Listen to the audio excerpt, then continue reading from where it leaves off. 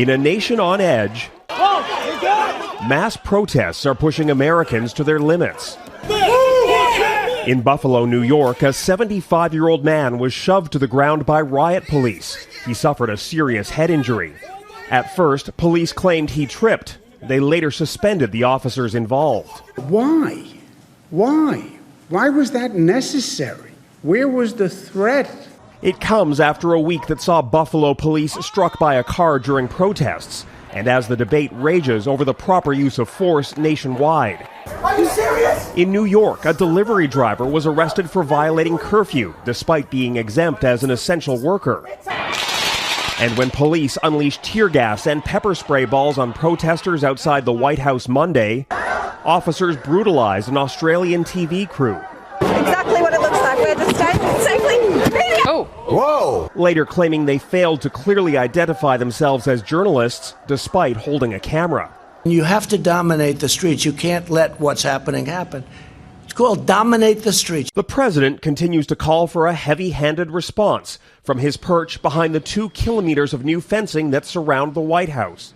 Trump even suggested this is a positive moment for race relations in America, invoking the name of George Floyd. Hopefully George is looking down right now and saying there's a great thing that's happening for our country. There's a great day for him. It's a great day for everybody. Instead of discouraging marchers, the police response seems to have drawn larger crowds in peaceful protest. No justice! No peace! The demands for accountability and reform are growing louder. It took a war to end slavery.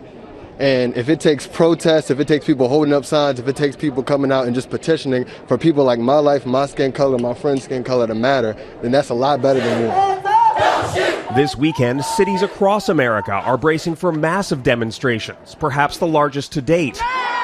A sign that the death of George Floyd has triggered the Great Awakening long sought by so many. Tonight in Buffalo, 57 members of the city's riot squad have resigned en masse to protest the disciplinary action taken against their colleagues. And back here in Washington, the feud continues between the city's mayor and the president inside the White House. Today, the mayor ordered city crews to come out here to the 2 blocks leading up to the White House and paint a Black Lives Matter mural in road paint. The letters are 4 lanes wide and span 2 city blocks. And the street directly in front of the White House has been renamed Black Lives Matter Plaza. Donna, tonight many of the troops that were brought into this area in case they were needed are in fact being sent back home.